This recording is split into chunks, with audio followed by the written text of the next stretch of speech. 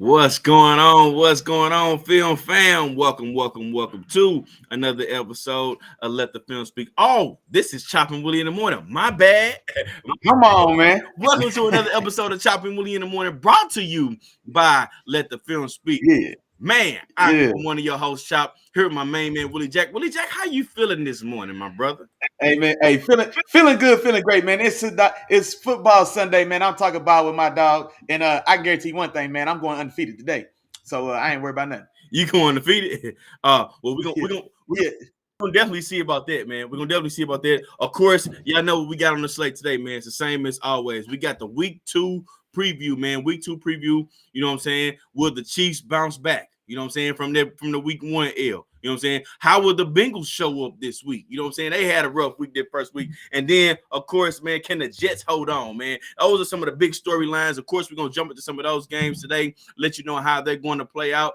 We also got the Thursday night game that just happened, man. We're going to go through that for you. But before we do that, man, we got to go through the house rules, man. The house rules, the same as always, man. It's like, that share, that subscribe, man. Hit that thumbs up for us, man. Hit that thumbs up for us. You know what I'm saying? Tell your partners about us. Holler at all your partners, man. Let them know. Hey, man, we got a nice place we go to every Sunday morning, man. Every Wednesday night, man. Why don't y'all come kick it with us? You know what I'm saying? I don't want to experience this alone. I see y'all making y'all own posts about football and, you know, what's going to happen this week about y'all teams. Why not join us, man? Y'all don't want to make those posts for nothing, man. Put it all together, man. Come on and holler at your boys, man. Jump in here with you. Get locked in. Tap in. Talk to us. You know we talk back. And, of course, last but not least, hit that notification bell.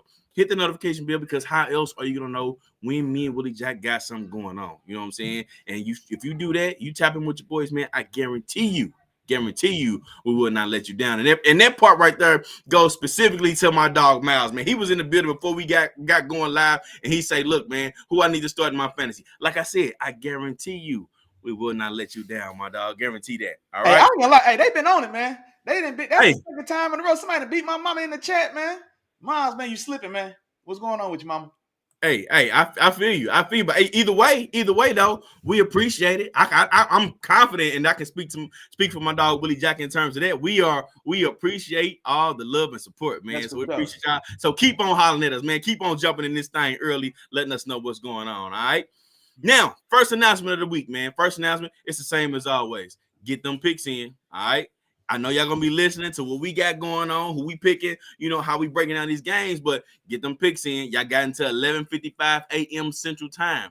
If you don't get those picks in, man, it locks up 5 minutes before the game start, man. So make sure y'all get all them picks in, you know what I'm saying, so y'all can be good for the week, and I can, you know, commence to kicking some butt. You know what I'm saying? That's what I'm getting into this week. All right, that's what's going on. But first, Willie Jack. We got to jump into that Thursday night game, man. That's the first thing we're going to jump into. We have Minnesota go to Philadelphia to take on the Eagles. Eagles come away with this W in a high-scoring fashion, man. They win this game 34-28. Willie Jack, what's your take on this one, man? What happened? Oh, man. Would you say last week, man, the consistent inconsistencies of Kirk Cousins and the Minnesota Vikings, man. And so this felt like the game that Minnesota just didn't want to win. I don't know what it was. They couldn't get out their own way. And so, I got the numbers for everybody as well. Jalen Hurts, 18 for 23, 193, 1 touchdown, 1 pick, 2 rushing touchdowns. Star of the game, DeAndre Swift, man, help me out, man. You got it. Okay, I don't know why in my mind that didn't sound right, but no, DeAndre Swift makes his return. He's from Philly, gets to start in this game with Kenneth Gainwell being out, and man, just dominates. And so they had no answer for him on the ground.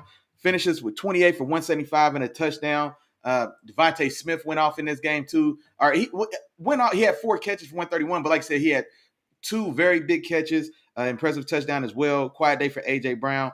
Kirk Cousins on the other side, 31 for 44, 364, and 4 touchdowns. When your quarterback goes for over 350 and 4 touchdowns, it just should come with the W. It should. Normally it would. Exactly, man. But and I don't want to put too much emphasis on Kirk, because as much as I hate to do it, man, the play that in hindsight, I guess, like I said, we still got to play the rest of the game. But same thing I said about the Chargers game, right? With this Vikings game, if we took one play out the mix and the rest of the game plays out, it could have been a victory. And that's none other than my dog, man, best in the business, Justin Jefferson, but went off, had himself a day, 11 for 159, but has a critical goal line fumble, fumbles the ball through the end zone, resulting in the touchback.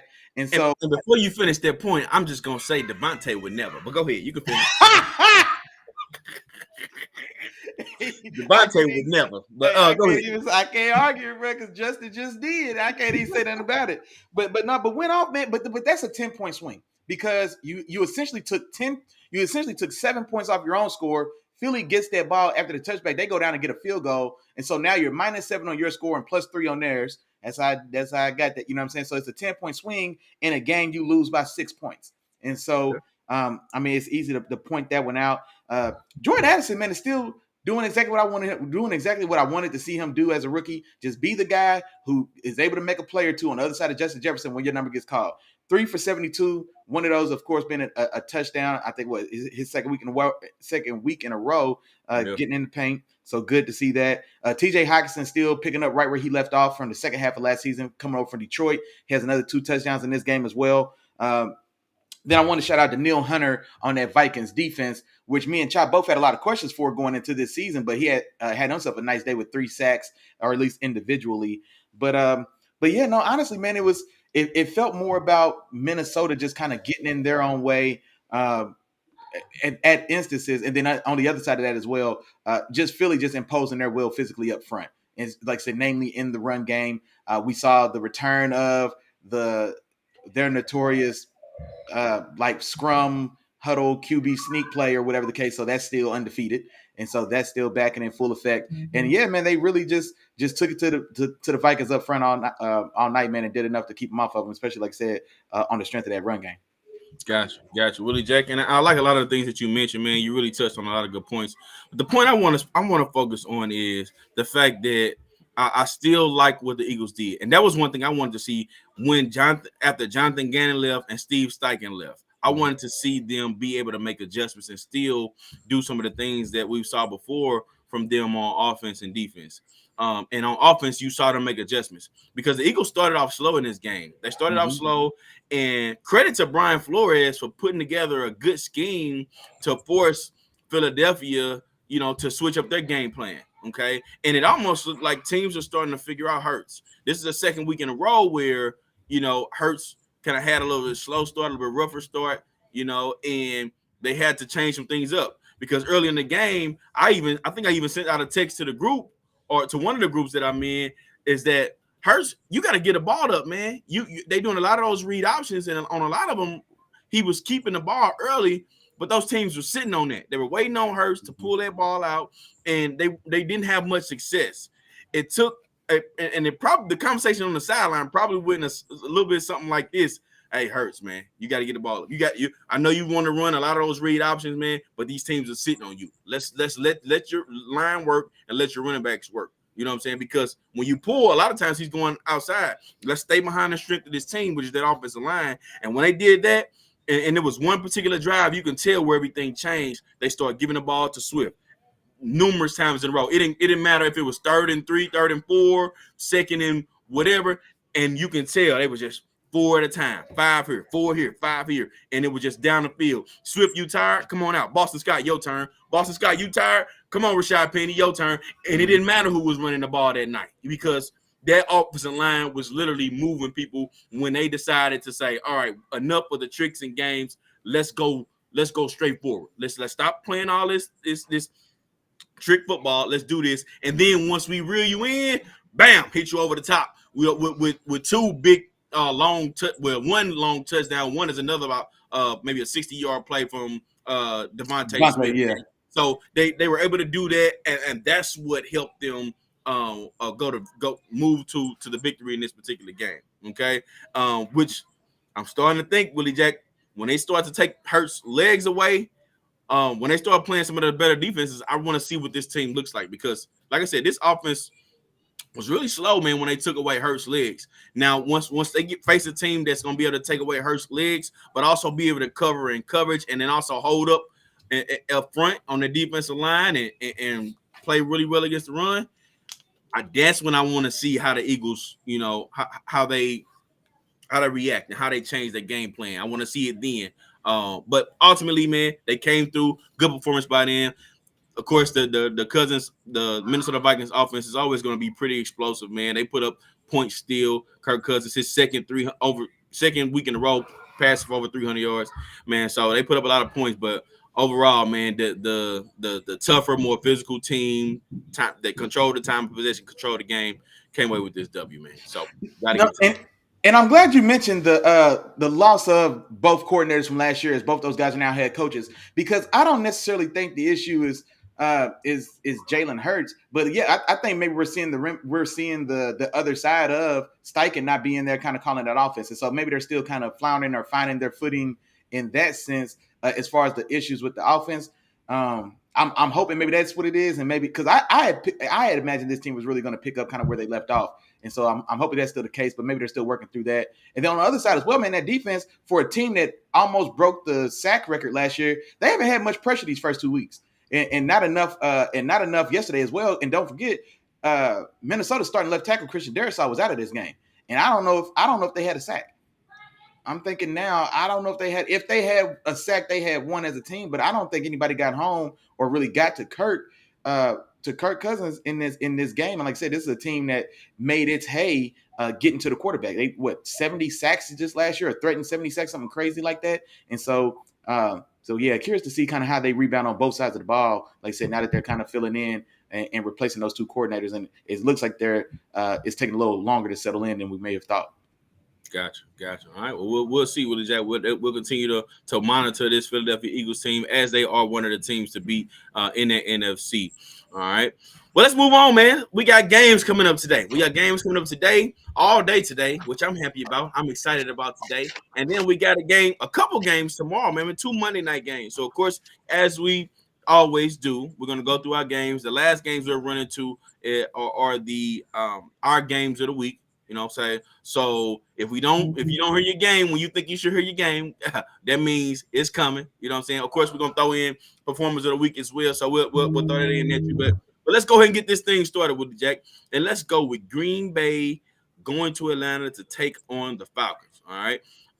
For this one, for me, it's a little bit of a tough call game for me. All right.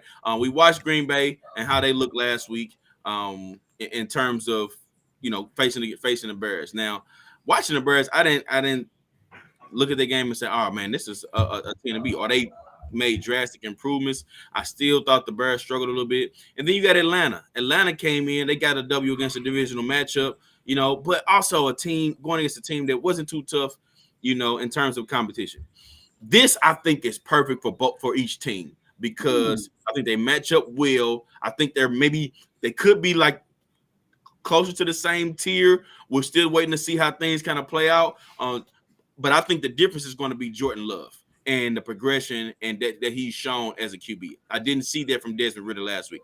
From last week, I just saw that run game, just being able to take control and dominate up front. And with the two-headed monster of Bijan and Tyler Algier, the defense improved a little bit. And for Green Bay, I've seen a little bit of everything. I've seen Jordan Love do his thing. I've seen Aaron Jones. I see AJ Dillon with a couple good carries. That defense showed up. So as of right now, Green Bay to me looks like the better team, which is the reason why I'm going with Green Bay. Okay, and I'm not trolling on this too, Willie Jack. I also saw a well-coached team, a team that was put in positions to utilize what they have on paper, to their strengths. So I saw a lot of that this past week. But that's the reason why I'm going to go with Green Bay in this game. And I got them winning this one 27-20 in a pretty decent competitive game. But Green Bay comes away with the W, man, on the road. No, I got you. And I echo a lot of those sentiments as well. So I won't waste too much time. But I think I do. I definitely go advantage Green Bay on this. And so I like what we've seen. I like what we saw from Jordan Love. Well, when he was on, because it was a little – I think it was 15 for 27, and so it wasn't an incredibly accurate day. He wasn't just dicing them up. But when he was on and when that offense was in flow and rolling, he looked really good. And so I imagine that it'll keep running as the season progresses. But here's the thing I'm worried about it a little bit is that Atlanta defense, man. That Atlanta defense. Now, granted, last week was against rookie Bryce Young and that Panthers team, but I'm not gonna lie, man. I think they still show something there. The addition of Jesse Bates, I know it's just week one, but he looks like he's going to be integral. And in a game like this, it's even going to be more important still because you've got a young quarterback still finding his way. You've got a young receiving core as well, and so.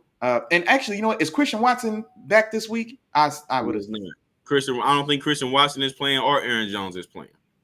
Okay, I seen about Jones and Christian Watson's still out. Okay, yeah. So I don't know, man. I'm almost thinking that and it's in Atlanta. See, this is what's worrying me as well. So you've got a young team. Honestly, they're young on a lot of on both sides of the ball in certain spaces as well. But a young offense going across the country to a tough area, a tough dome to play in, and like I said, a stingy, underrated Atlanta's defense, and then they're still very steady. I think on the offensive side of the ball behind that run game. Like I said, now can Desmond Ridder complete passes to himself and try to just stay out the way and not mess that thing up and really get that run game going?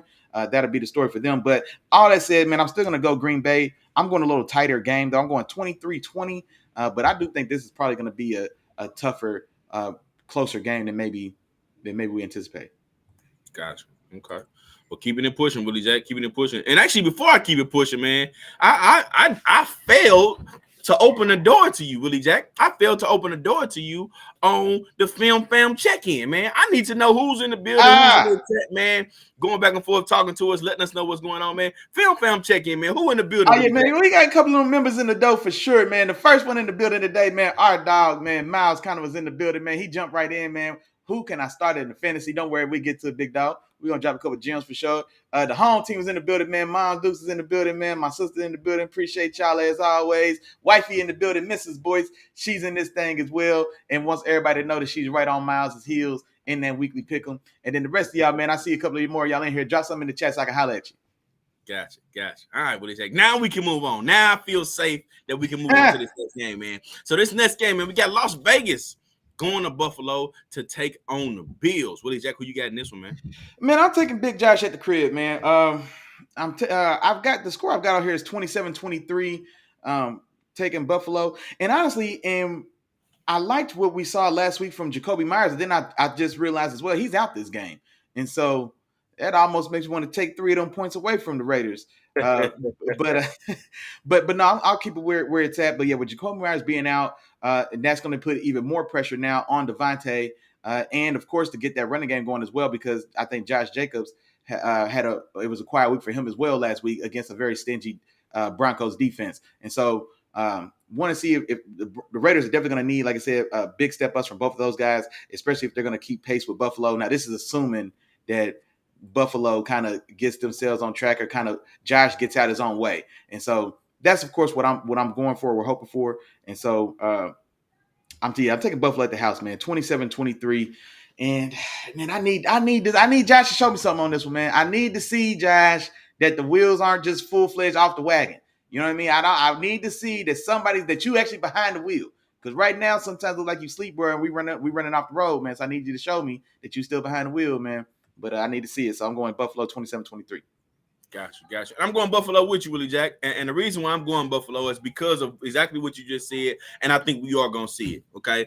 Come on, man. It's still Josh Allen. All right. I want everybody to calm down. Everybody are a lot of people are eager to go at Josh Allen because for some reason, you know, a lot of people don't think Josh Allen is as good as he say, or as people talk about he is. People want to put him down just a tier lower, you know. And it's just a lot of other things that kind of go into that.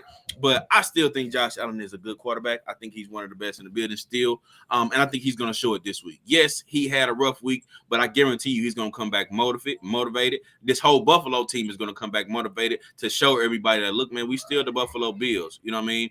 Regardless of what just happened this first week, yeah, we suffered a tough loss in prime time. You know, so everybody was able to see it. I know that made the bulletin board material just that much larger because it wasn't a Sunday 12 o'clock game where it was just on TV. No, this was the only game on TV, so everybody was able to focus in on that one game. So that bulletin board materials are going to be that much larger. They got a chip on their shoulder. They carry that into practice all week this week. So Raiders, I'm just going to put it out there to you, man. I feel sorry for y'all this game because it's going to be one of those. You know what I'm saying? 38-20 is my final score. Raiders, great first week.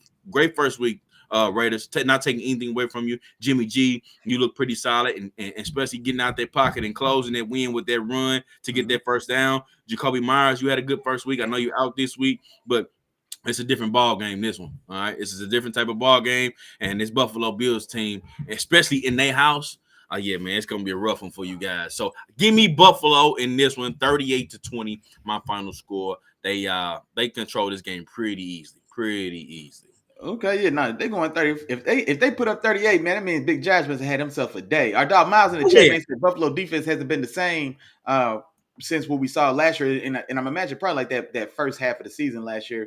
And man, he might be on to something there, man. I mean, Trey White, I think, hasn't quite been back to the all-pro caliber guy that he was before he got injured, 2 seasons ago. I mean, we still haven't seen the return of Vine. He'll come back off the PUP list. But and then Matt Milano's still out there flying around. But man, I do want to see some more splash plays from that defense. I want to see Hyde and Poyer kind of making themselves more known. And then, like I said, I think Milano's still a buzzsaw, man, wherever he goes. But I think that's a good point. That's a good point. They haven't been and maybe. But see, in my opinion, I don't think the D is that much different. They've never been that strong in as far as the defending the run. You know what I mean? Their thing was always defending the pass, and they didn't do a bad job at all. I mean, they only gave up what was it? How many? 17 or no, because they went to overtime. So they gave up 16 points through 4 quarters. It's not bad. You know what I'm saying? Now I know you want to talk about Zach Wilson and stuff like that, and the run game of what's my guy name? Breece Hall popped. Yeah. But with even with those pops, 16 points in 4 quarters, that's not bad. You know something that's not bad at all. And it's also part of the reason why this team has been looking for a few years to shore up that defensive line to help stuff the run. They just haven't been able to with the players they got. You know, even Ed Oliver. Ed Oliver is more of a pass rush guy, you know, up the middle. He's a solid one, he's pretty good, but since was it Darius and there was a guy next to him in the middle of that defense. Those were the two that were pretty solid up the middle, and they had Mario Williams on their defense too. When they had those guys, going back a little bit. Okay, are you talking about Mario Williams, and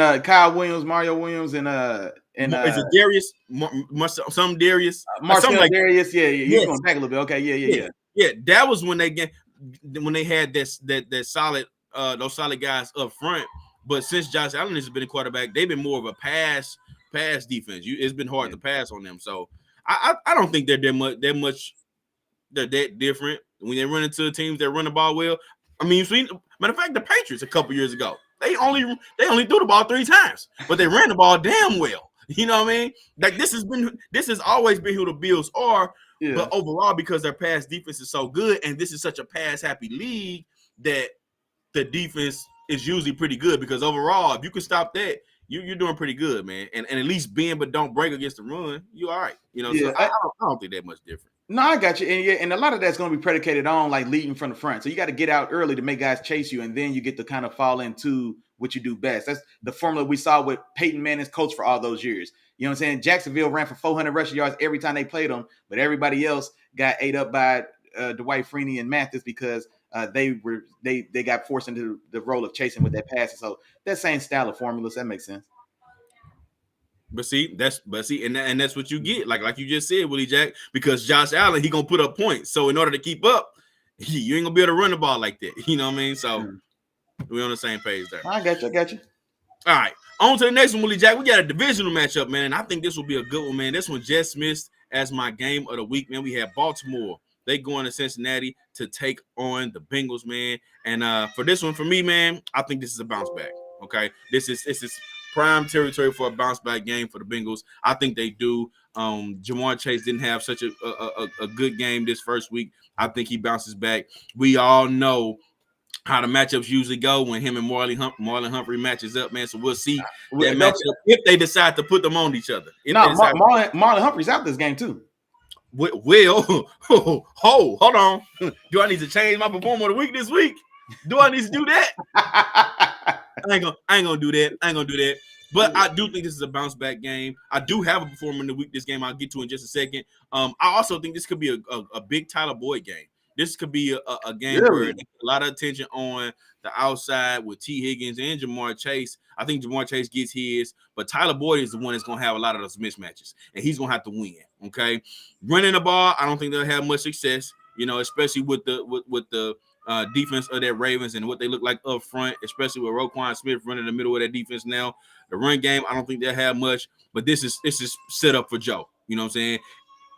And I think Joe Burrow this week, he is my performer of the week. Okay, I think he goes over 300 yards this particular game, at least 3 touchdowns. Now, there may be somebody who has a better stat line this week, but this is a bigger game for me. To be able to do it in a bigger game, I think that Joe Burrow is going to come out, successful in this one, man. And here's my other thing about that.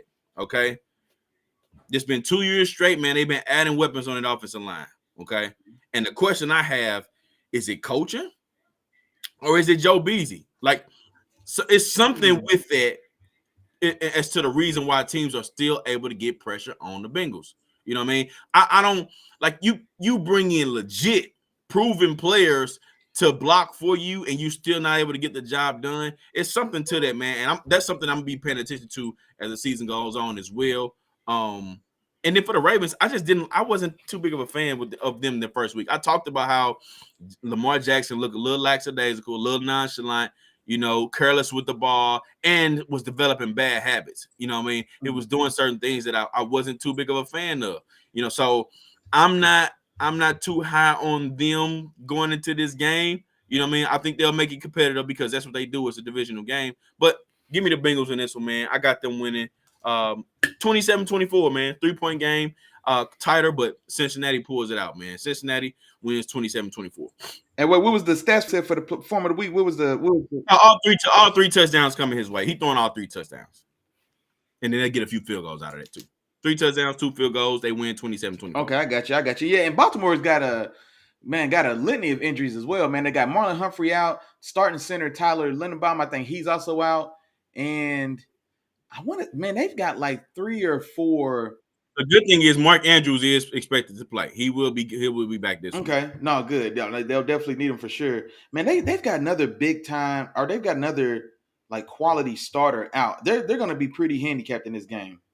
Marcus Williams, safety Marcus Williams, Ronnie Stanley's out, Linderbaum's out, and Humphrey's out. So you got just about half your offensive line and your best corner, and it's your best corner against a team who's pretty much owned or dominated him, even when he's only dominated you guys in the passing game, even when he's there. So honestly, man, this is one where, and you've got a motivated Cincinnati now back at the crib after just getting spanked by Cleveland. And so, yeah, this is one that could get ugly. All right, well, I don't necessarily want to say it's going to get ugly because this could get spread out a little bit. I ain't gonna lie. it really could. Now this one could get a little wild, man. But I'm going Cincinnati 30-20 is where I landed on this one. And I don't know, man. This could be a day for Chase, boy. I'm telling you. Because now I forgot your market. So one of your starting safeties is out. Marlon Humphrey's out. He been eating his lunch since he got in the league anyway. Yeah, this could be. Yeah, I'll circle back to that, man. But yeah, I'm going Joe Burrow and those guys to get it done 30-20. Well, I would say, Miles, there you go again. We just gave you 2 names in this game, okay? So I'm going to keep reminding you, Miles. I said Joe Burrow. My dog, Willie Jack, said Jamar Chase. There go 2 names for you right there, sure. Willie Jack. Yeah. Miles. Yeah, they already have Baltimore's number, it feels like, and now they're down some pretty integral guys that they'll need on that defense to try to stand a chance or to even try to bounce it out. So, yeah, this could be a day for those guys in the air for sure. Okay, so you got 30-20? Yeah, I got 30-20, man. But like I said, man, that could be, man, that could be 35-14, man. That could be 30, man. I mean, it could spread. I don't know if Cincinnati comes out and jumps right on Baltimore, especially at the gate, man. Especially with those guys being down, and then on the other side with the injuries to the offensive line, you already lost J.K. Dobbins as well. So now you're missing 2 starters on the O line. J.K. Dobbins is already out, and so now it's Gus Edwards and to see if Lamar picks it, you know what I'm saying, finds his groove. I mean, man, that's a bad recipe, especially if Joe and Chase get the rolling right out the gate, man. So that can get ugly fast. Gotcha. All right. Well, let's move on to the next one, Willie Jack. Let's go to Tennessee, man, where we have the Los Angeles Chargers go to Tennessee to take on the Titans. Who you got in this one? Man, I really struggled with this game, Chop. I'm curious. I really struggled with this game, and I told myself, man, you know what? Give me Tennessee at the crib, man. Give me Tennessee at the crib, man. Because Justin Herbert has ran out of any and all credit with your boy, man. He gonna have to pay. He got to pay you up front every time. He got to pay. He can't even sit down without. He got to pay for his bill before I bring out the entrees. He got to pay his bill before I bring the entrees to the table, Chop. And I don't know, man. This Tennessee defense is definitely super stingy. They always play so hard. They play so physical. And then honestly, man, I'm not confident at all in this Chargers defense because they've got all the names, they've got none of the substance. And so this is a game as well where I'm looking for Tennessee to get back on track and take a lot of those balls away from Ryan Tannehill and give those back to Derrick Henry now, who only had 15 carries last week in the game. They lost by 1 point. And so now I'm looking for Derrick Henry at the crib to see north of 24, 25 carries in this game. And I think then maybe we get to see, more viability between the connection between Ryan Tannehill and DeAndre Hopkins. Because that first week, it just wasn't there. But then also, like I say, you weren't keeping the Saints honest with Derrick Henry only has 15 carries for 60 yards. And so I think this could be a different story here. And then honestly, man, I just can't trust Justin Herbert to go across country against a very tough, incompetent, competitive team. They're going to be out coached, and so I don't like they've got the better quarterback, but I can't trust him. He's just as untrustworthy for me as a lot of guys in this league. They're definitely going to be out coached, and I trust Tennessee's defense better, and they are at home. Man, I'm going this way. I'm doing it, man. 23-21, Tennessee in a very hard fought, very tough. Shocker or upset at the crib against my dog Chop's Los Angeles Chargers. All right, man. Look, man. Y'all got to quit going so hard on my dog, man. Y'all quit going so hard on my man. Dog, they better blow him out, Chop. I tell you what, if it's a close game, it's a loss. So they better go out there and they better go out there and win by 2 scores, bro. Because if it's a close game, now I don't. I could take all the Jay Herbert slander and all that stuff, but I don't. Now that's not true with Jack. Because hold on. Because we're not gonna act like this Tennessee. That's the thing I think we did. We rolled off Tennessee too early, man. We're not gonna act like this Tennessee team is not still a competitive and a hard fought team. Yeah. Like what y'all know, I ride with Rabel now, bro, with my dog. Yeah, so I don't think. First off, and there's another thing too. Yeah, they got the names, but they ain't got the substance on defense and all those names that we talked about. So if they go out here and give up a bunch of points. I mean, it is what it is. We can't just say they need to be blowing them out. I can see if the defense is playing well, you know, and everything else, if everything is clicking. If everything is clicking and we say if they don't blow them out, it's a loss, I can get with you on that one. But in this particular case, man, if they come out and it do end up being a close game, you still got to come away with the W. You know what I'm saying? You got to come away with the W. But here are my takes on the game. I think it is going to be a competitive game, okay? And I think each team has their advantages based off what I've seen. You know, I'm not going to sugarcoat anything, okay? But it is set up, all right? I will call out Justin Herbert in this game. And you've heard me call him out before. We talked about him all last playoffs, man, but I still got hope for him, okay? But this game is set up for him. It's set up because the Tennessee, they weren't as good against this past week against the Saints, okay? Olave went over 100 yards. My boy Rashid Shaheed, I told you about that. Willie, Miles, look out for him. Well, actually, Miles, you can't look out for him because if you're in the league, I'm in. Your boy already got him.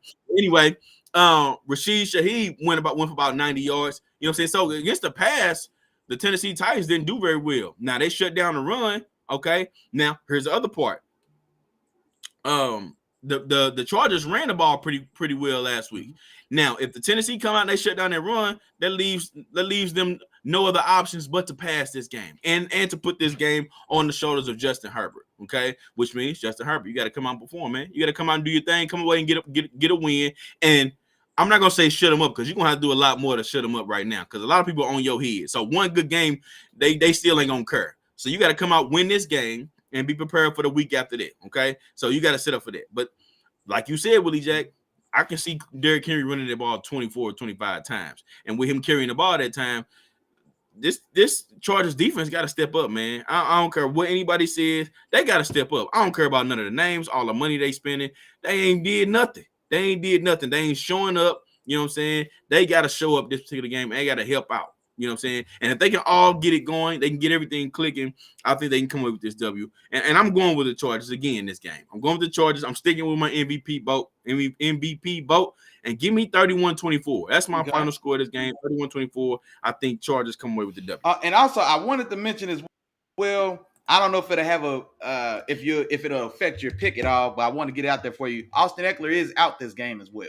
Yeah, I did hear that. Okay, he is out. Sure Joshua Kelly will be the running back, man. But Joshua Kelly ran the ball very well last week. Very well. And that's another thing. I'm glad you pointed that out, Willie Jack. I'm glad you pointed it out. Okay. This is going to be the reason, and y'all come for me. Please come for me on this. I want y'all to come for me. I want to be the target. I'm going to show y'all why I don't believe Austin Eckler is that good of a running back.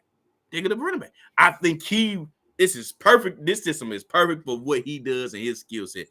Let's go out here and let's see Joshua Kelly do his thing. He might not run the ball very well, and most of the time Austin Eckler does. He's not out. Man, hold on, man. Don't try to backdoor slander Eckler, then say Kelly's gonna show you why he ain't nobody, but then Kelly might not run the ball well. No. Because, let me finish. And the reason why I said it because Austin Eckler don't run the ball well. Like they're not a team that runs for over like 100 yards. But when Austin Eckler has big days, his big days, you won't see 100 yards on the ground. You might see 70. You'll see 70 on the ground, but he gets about 8 catches. That's what he does. That's what Austin Eckler does. Watch Joshua Kelly this game, man. I'm gonna show you why this system and the way this team is set up, man. Look at man, that's gonna fit right in. It's gonna be like ain't nothing happen, man. Chop. Also, keep in mind as well. You heard me. Keep in mind as well, Chop. As well, the offense and the scheme that was in play. I guess we're only one game into it, but even the way that Kellen Moore came out and ran the ball, or even them. The way they attacked the offense and the way they even used Eckler, he hadn't even been used like that in the last 3-4 years. So like the first game where they come out and make a concerted effort to establish the run, they run 32 times between 2 guys, he goes off. So I mean, he's 1 for 1. I don't know, man. I think you go too hard on Eckler. I think you heard what I said. You're going too hard on Eckler. And then, but that's the thing, you can't go that hard on Eckler and then tell me, well, Josh Kelly, Eckler ain't nobody. Josh Kelly. Well, yeah, but Josh Kelly still might just get 70 yards because that's all Eckler can do anyway. Man, hell no. That ain't good enough, Chop. Either Josh Kelly going for 130 yards to prove that's not how this works. Joke, or then you ain't got no point then, bro. Joshua Kelly's going to do what Austin Eckler does in the game. That's what he's going to do. That's my point. My point is, I'm glad that wasn't a bold prediction because, boy, it was all built up and no climax. Man, you got to tell me Josh Kelly going to do something that he ain't supposed to do because otherwise that just means it was just a team. It was just Tennessee's defense was just running like we Joshua Kelly is not supposed to come out here and have the same production as Austin Eckler, right? Would you agree with that? Because listen to me, bro. All right, no, I ain't going to get us in that rabbit hole because Josh Kelly ain't worked that rabbit hole because you tripping. But what was your score, though? You had the Chargers 31 to what for the Tennessee? I said 31-24. 31-24. Chargers beat Tennessee, man. 31-24. I got you. All right. Yeah, I like this one. That's what I told you. I knew you was going with Jellyfish Justin. I think I just picked one up right there. Y'all in trouble. I might not. This the thing, Willie Jack. This week, I might not lose a game. I might not lose one game this week. I just felt like you said you was well rested because you went to sleep on the Colorado game last night. Man, I was sick too, man. I was fighting it because I was in there fighting. When I laid down to try to watch it on the couch, it was over. I'm gonna tell you what I did. And this, I'm starting to feel like I'm getting old, bro. Bro, I woke up at 5 o'clock this morning, bro. 5 o'clock this morning, and the first thing I did was pull up highlights from the Colorado State game because I had a notification that said. That was me at 3:30. I woke up at 3:30, mad as hell, like, oh, damn, no. I started scrambling, looking for things, then took another little cat nap and got right back up at like 5:30, and I was definitely watching highlights and interviews and everything. Did the same thing. I put up them highlights, man. Let me see what happened, man. They say Shador, he came through clutch, man. And, hey, that boy did. Hey, 98-yard drive to tie it up, man, in the fourth. Better late than never. Absolutely. All right, Willie Jack, let's move on to this next game, man. We got Chicago going to Tampa Bay to take on the Buccaneers, man, and I'll start this one off. Mm-hmm. And I'm gonna start this off by saying I'm worried about Fields and the Bears, just based off how they looked last week. It's certain games. It's like you can look at week 1 and say, all right, Cool, it's just week 1. For example, the Bengals. We both talked about the Bengals. There's a lot of people, probably 95% of football fans know that the Bengals are not going to look like they look in week 1 all season long. Okay, we know that. But if some teams you can look at and say you can really take something away from their first week's performance, and the Bears are one of those teams. Like, I feel like they look exactly the same as last year, regardless of the weapons that they added on offense to help out Justin Fields. They look exactly the same. Okay, I think Green Bay slowed their run down, and teams know Justin Fields a little bit better. They are focused on stopping the run or stopping, whatever it is they need to do to force Justin Fields to pass the ball. And I think it's going to be the same as they're facing Tampa Bay. Tampa Bay's defense looked really, really good last week against Minnesota. Okay, they look really, really good, and they reminded everybody that if y'all don't remember, a lot of these players on this team are the same players that were on that Super Bowl team. Okay, they're on that Super Bowl team. The thing that they were missing last year was just QB play. That QB play was bad last year. So we still got a lot of the other same things, and it looked like they were in rare form. They were healthy. They were moving around. They were flying around. Their defense was playing pretty well on the back end and the front. Like, they still got Vita Vea and some of those pieces. So it's going to be a lot of the same this game, which is why I got Tampa Bay winning this one. Okay? I got Tampa Bay winning this one, and the key for Tampa Bay is going to be Baker Mayfield playing another clean game. He played a clean game last year, and when I say clean, I don't mean he had a great performance, but no turnovers, and I think that's what he'll have to do. He'll have to continue to play turnover-free football, and if they're able to do that, I think they come away with another W, and I think this defense really smothers the Chicago offense, man. So give me Tampa Bay in this game. Going Tampa Bay 23-13 at home, man. 23-13. They smother this Bears offense, and they get the W. Now, chat. It's a lot of things that could have happened on this Sunday morning. Okay. But my dog, Chop Boyce, relying on Baker Mayfield to come through and get him a victory on Sunday morning was not something I was ready to see. I'm also taking Baker. I ain't going to add nothing to it because he hit the nail right on the head. Big Baker is back. Tampa Bay is ready to show something. And now they got Justin Fields in a very poor-ass offensive scheme. I hate that scheme. I mean, Justin Fields doesn't look great in it, for one. But even still, like, I don't see any style of, like, originality or anything to, like, when they have him drop back and pass, they want him to drop back and pass like he's Kirk Cousins. And then when it's time, and then, I mean, so it's the passing game isn't even kind of catered to, like, what he needs to do to even be successful.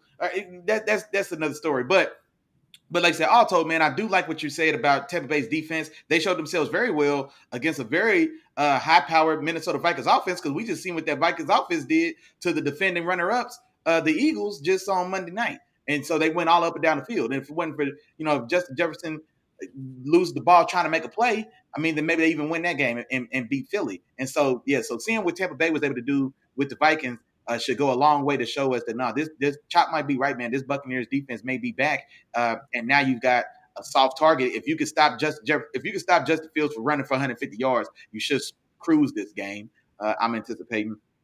But I'm also taking Tampa Bay. I've got 23-17. But yeah, I think Big Bake is, like I said, as long as Bake stays clean and that defense continues now to show us what they've showed us this first week or whatever, then yeah, I think this should be another victory for him. Absolutely. With you there, Willie Jack. And we got another one, Willie Jack. And this is our last, well, actually not the last 12 o'clock game, but the last one we'll get into as of right now. We got Indianapolis going to Houston to take on the Texans. Willie Jack, who you got in this one?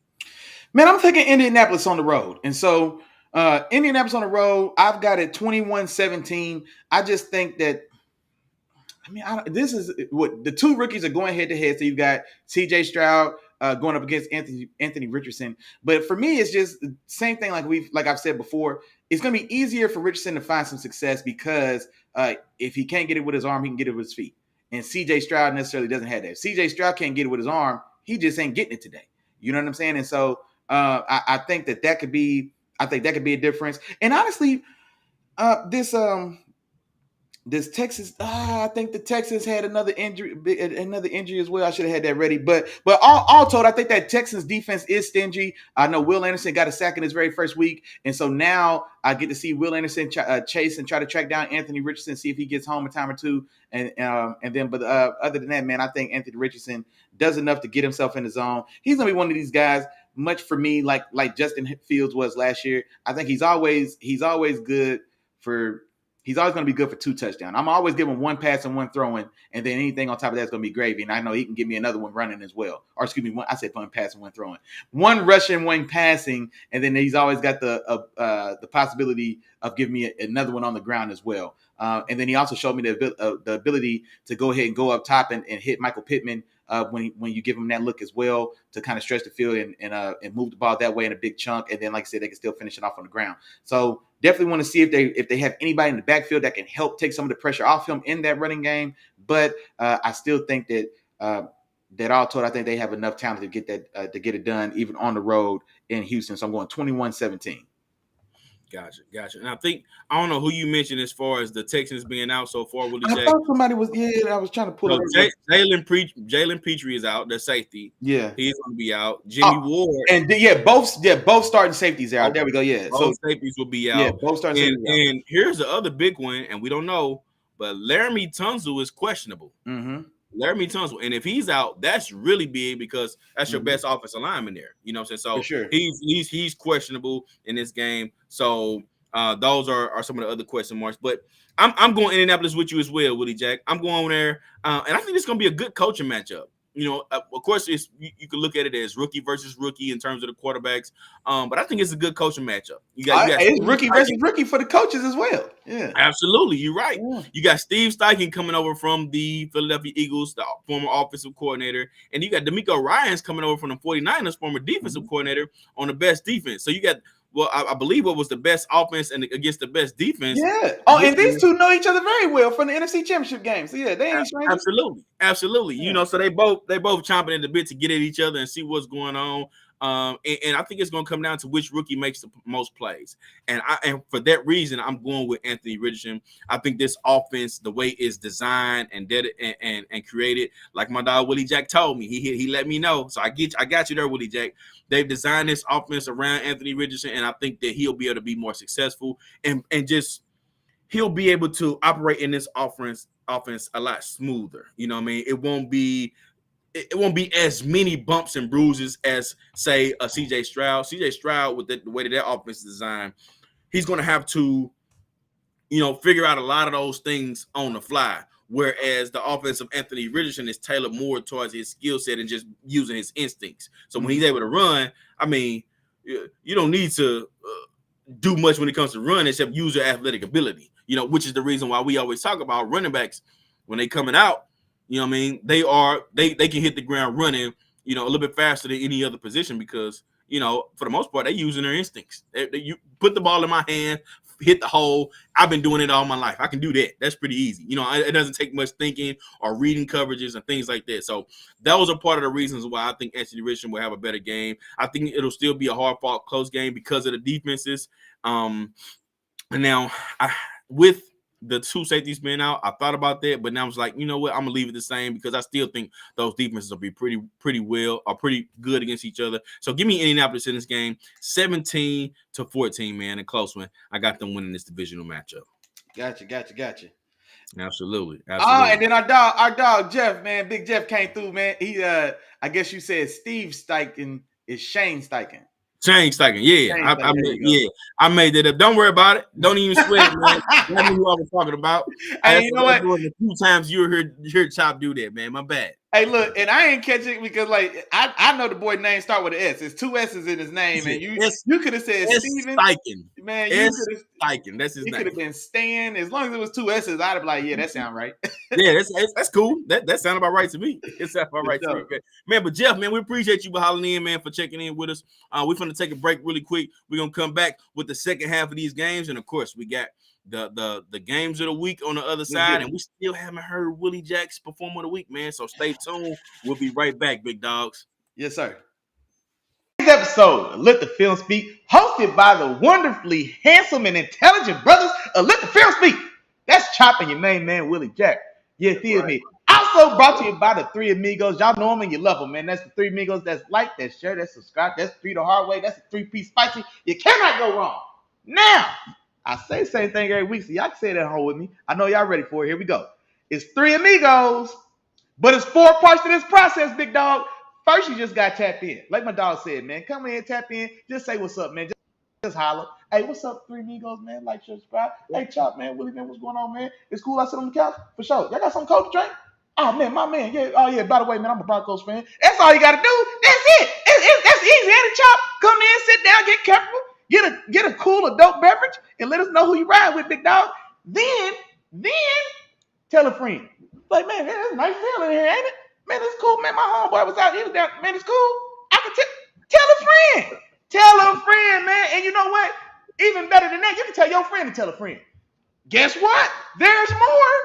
You can tell your friend to bring his partner too. Bring one more because we need 4, man. Bring them up into the penthouse. Tap in with your dogs, man. Wednesdays at 7 o'clock. You know we don't wear no watches. We ain't got nowhere else to be but in here kicking football flavor with the fam. And now back to the regularly scheduled program. All right, Willie Jack. Now coming out on the other side of this timeout, man. On the other side of this break, as my dog Willie Jack get his lips together, man. He want to make sure he looks good for everybody. We got San Francisco going to LA to take on my Rams, man. And I'm gonna start this one off, Willie Jack. Hey, man, it was good while it lasted, man. That first week, it was good while it lasted. That first week, man. We got that good W. We surprised a few people. What we did was we let people know. We ain't no pushover, man. Don't think you just gonna come in here and just run through us like we just gonna lay down, roll over, like we the Arizona Cardinals or something. Like we trying to get the first overall pick. Nah, that ain't what it is over here. That ain't how we built. That ain't what we doing. That ain't how it's going. You know what I'm saying? And that's just what it is. All right. That's just what it is. You have to be prepared when you come see us. You know what I'm saying? But it's gonna be a long day for us today, dog. It's gonna be a long day for us today, man. San Francisco has a lot more weapons, man. They built different up front, you know what I'm saying? And they still, I mean, they got our number, man. They got our number. We beat them. We beat them when it counted, when we had that Super Bowl run, but during the regular season and the seasons after that, man, they have our number. Kyle Shanahan is definitely big brother in that relationship. He's definitely big brother to Sean McVay. He's definitely big brother. They got Mr. Two Tubs, you know, as I like to call him, his new nickname I just gave him this year. They still order well machines, and yeah, it just seems like we just can't do anything with this particular team to where they built, and I think they continue to do that, man. I think that this game could be close just early, but they'll towards the end of the second quarter, third and fourth, man, I think they'll start to stretch this lead out a little bit more. Man, give me San Francisco in this game, 34-17, as that hurts me to say. Ooh, 34-17. And then shout out to dog Miles, man, in the chase said, man, you ever see the Chihuahua fight a pit bull? It ain't pretty, boy. I can tell you that. Hey, Miles, you gotta fall back, dog. Hey, man, let me. Hey, we want to know though, Miles. How about that, bro? And you got 2 teams, and both of them 0-1. And both of them 0-1. That's terrible. That's terrible. But hey, no, he ain't lied, man. I'm not gonna lie, man. I think this one gets ugly, man, and probably gets ugly pretty quick. Dog. Hey, man, ease up on me, bro. Ease up on me, dog. Ease up on me, bro. I hate to do this to you, dog, because I've been there. Come on with it, man.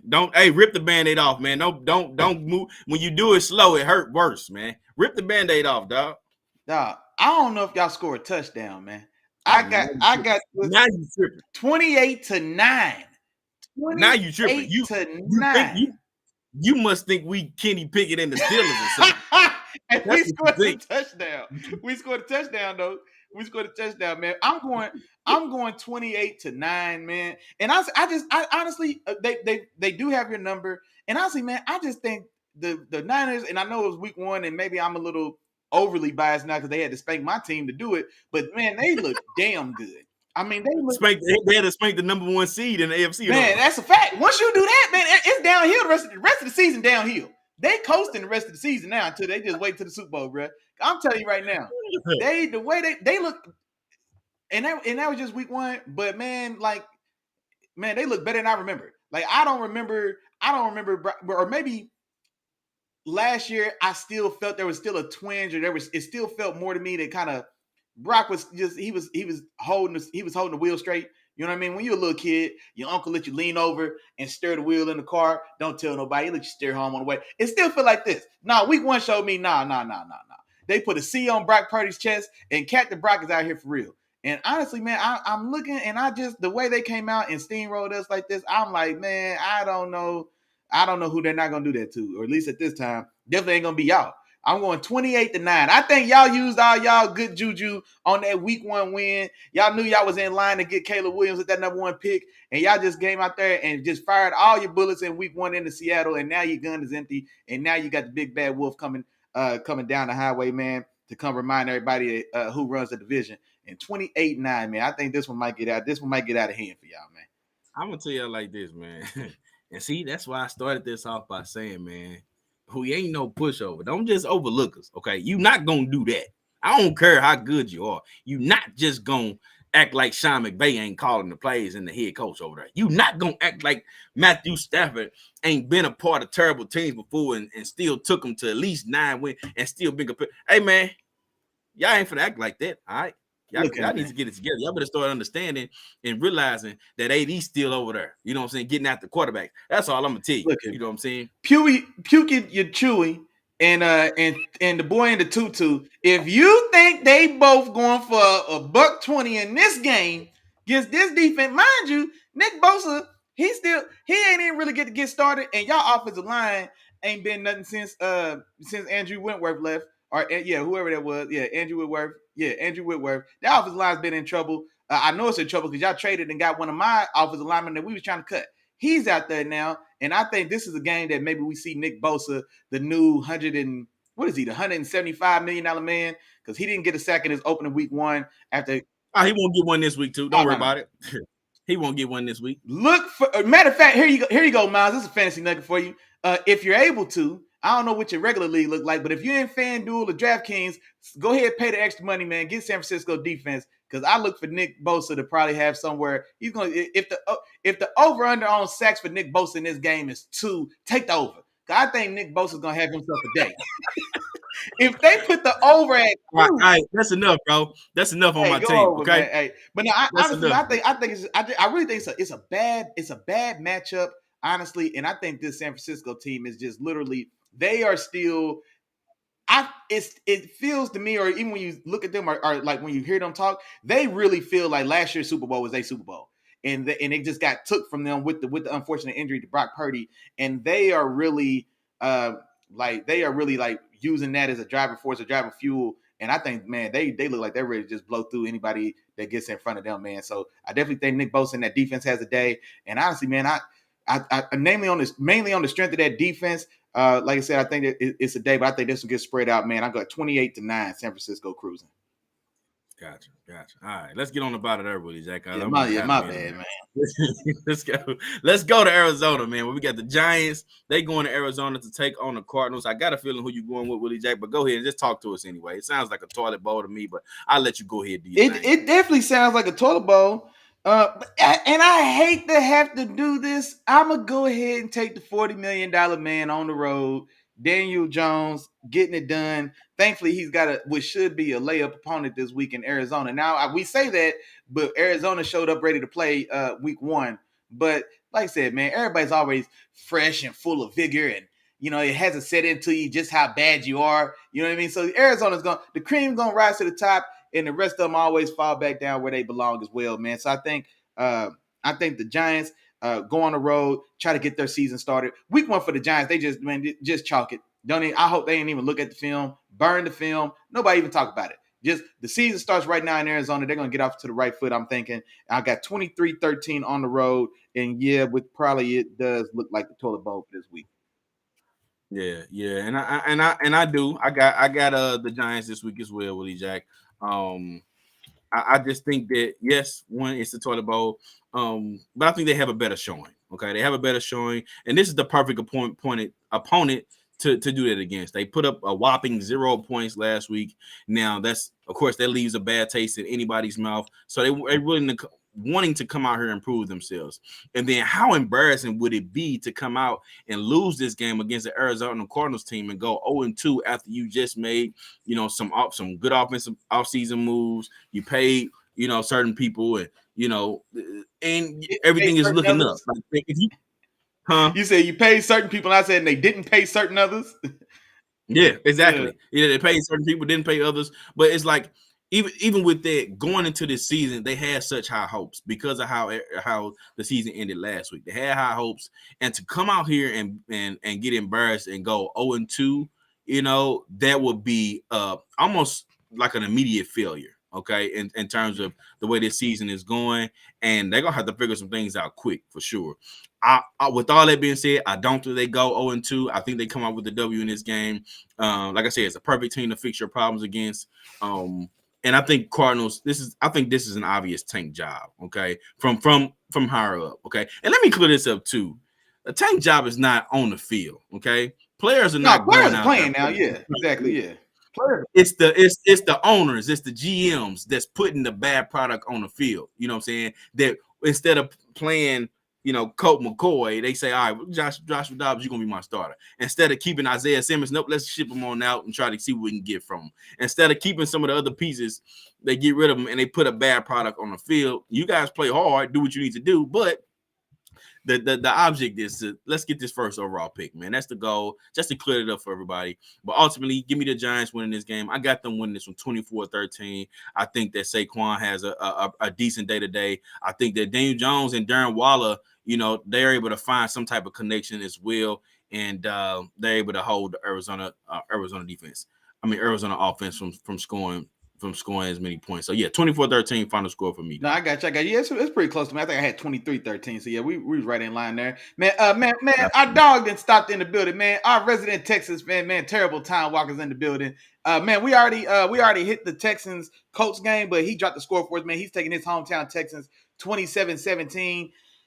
Man, I don't know, man. That's a tall order, man. You want CJ Stroud in that young offense get you 27 points, man. I think against that. I think the Colts defense was a little stingier than you anticipate, man. I think we both took the Colts, unfortunately. But in a close game, I think it was a 3-point game either way, but I think we both took the Colts. Yeah, I will say though, Tom, I wouldn't say this game is unwinnable though. It's a possibility. Definitely. It's not unwinnable with Tom. So, But yeah, we got the Colts, bro. We got the Colts. Yeah. Moving on, Billy Jack. We got the New York Jets going to Dallas to take on the Cowboys. Willie Jack, who you got in this game? I got Dallas in this one, man. I mean, the Jets are undermanned, I guess, until we see anything else from Zach Wilson. A change in any of our minds is 10-11. And so I'm going Dallas at home. And I do think the Jets defense is legit. And I think they make this a tough game, especially a very tough game on Dak. And so I want to see does Dak stay clean in this game? My dog Chop told y'all, man, he's got Dallas going to the Super Bowl this year. And so to do that, then it's definitely going to have. This is the type of game that I'm going to need to see if Dak is going to be able to carry this team to that level, because this is the game that could be made or broke by him. If Dak is messy in this game, 2 turnovers from Dak in this game lets Zach Wilson and the Jets come steal one from Dallas. Because that's how I can see this happening here, especially with an opportunistic defense like the Jets have.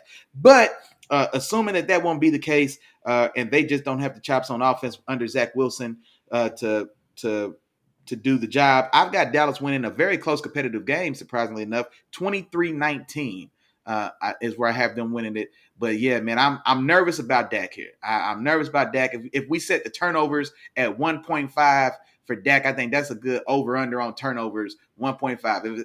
If Dak has 2 turnovers, it's a loss for me. If Dak has 2 turnovers, it's a loss. But like I said, man, keep it to one, maybe early one, and maybe one that doesn't cost you any points. You're not in scoring opportunity and take a scoring opportunity off the board or something like that. But 1.5 the turnovers, Chop. If it's more than 2 turnovers and they lost, just remember I told y'all. I got you, Willie Jack. I wouldn't go there far because on the other side of the ball, you got Zach Wilson and going against a great defense as well. So I don't have a lot of faith in what he's able to do. But I will say that the offense, how the offense plays, comes down. I mean, that's going to make the difference in this game. And I'm talking about both offenses. Mm-hmm. Which offense can play cleaner? Okay, and to be honest, that's part of the reason why the Buffalo Bills lost this game, or it is the reason why they lost this game. Because Josh Allen, instead of going out there and saying, all right, I'll take this L on this down and maybe we punt instead of throwing this interception, instead he throws a turnover, or instead of throwing the ball away on second down or just taking his check down for 1 or 2 yards instead of trying to go for the big play and we live to fight another down. No, we try to go for it and it causes us a turnover. Those are going to be the key plays in this game in terms of how Dak plays and how Zach Wilson plays. They both have to play clean games in order to give themselves the best opportunity to win this game. Okay. Like you said, both great defenses, they're going to have to fight. Teams are going to have to fight for every single yard in this game. And I don't think it's going to be easy, but it's going to be on Zach Wilson and it's going to be on Dak. Zach Wilson, have you become more mature, and that was the thing last year. Have you become more mature? Have you learned at least a little bit behind Aaron Rodgers and how to approach the game and how to, minimize turnovers? We all know Aaron Rodgers is the type of quarterback. He's not going to have a lot of turnovers throughout a year. You know what I'm saying? That's not what he does. Dak won't be easy for you either. But all you have to do is pretty much outplay Zach Wilson, man. The defenses are going to hold their own. They're going to stop each other. It's going to be really physical out there. But in the end, I think Dak is going to be the one that gets it done, the more experienced QB, and they come away with this W 19-13. Very busy day, though. I'm going to say this. Very busy day for the 3 running backs between Dalvin Cook, Breece Hall, and Tony Pollard. Those guys are going to be busy today, and somebody's going to pop one at some point. I don't know which one it's going to be. Somebody's going to pop one. They're going to find a hole or something like that in this particular game, and it's going to be very key. But give me Dallas in this one. I'm going 19-13. I got you. And actually, I was trying to think here to see if there's any injuries in this one. But I thought that I saw that Brandon Cooks may have been out for Dallas, but now I'm checking. He's out. He is out. He is out. He is out? Okay, because I thought I had seen that. Brandon Cooks is out. Okay, yep. And then it looks like that's good enough. Yep. Okay, I'm with you. Yeah, we're on the same page. A tough, low-scoring game is what we both had on that one. So we're in line. Okay, perfect. All right, Willie Jack. Let's move on to the next one, man. We got Washington going to Denver to take on the Broncos, man. And give me Denver in this one, man. And I'm going to say this, Willie Jack. I'm going to go ahead and say it, man. This might be a little bit surprising, but I think Denver wins this game convincingly. Ooh. Okay? They win this game convincingly. You got Jerry Jeudy coming back this week. I think that's going to be huge. All right. And that's one thing I meant to talk about when we did our recap, but I forgot to talk about it. But with the way Russell Wilson looked this past week in terms of how clean he played, playing with his confidence, not really shortchanging balls and not having the happy feet that we saw last year, I think that this year it'll give him the opportunity to, he's shown that he's going to be better. He's going to be more calm. But Jerry Jeudy is the one that's going to open up this offense.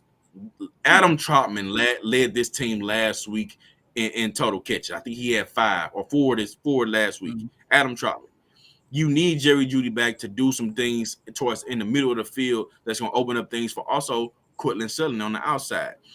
With that being the case, and then having your 2-headed monster in Samaje Perine and Javonte Williams in the backfield, like I said, I think it's going to open up so many more things for this offense. I think Sean Payton has this team going in the right direction. And the other part of that is the defense. The defense of Denver. The defense of Denver looked pretty good, man. And them going against a Washington team that, quite frankly, looked pretty sloppy on offense. Sam Howell had a lot of rookie mistakes, boneheaded plays, including that almost giving up the game to the Arizona Cardinals, on a fumble that turned into a touchdown. I don't see any of those plays stopping. He's going to have a few boneheaded plays, but you have those boneheaded plays against this Denver defense, they're going to turn into some defensive touchdowns, man. So I got Denver winning this game, at least by 10. I got them 27-17. 27-17. They're going to win pretty comfortably in this particular game. And, I think people are going to start to – this is a game where people start to take notice a little bit more of of this Denver Broncos team. So give me Denver in this one. Gotcha. Now, I'm also taking Denver in this game, but I don't feel great about it because I still just don't like necessarily what I'm seeing. Like, I still haven't seen that this team can get me. What was it I used to say when Teddy Bridgewater was the quarterback at his Broncos team? Man, 24. they can't get past 24 points, bro.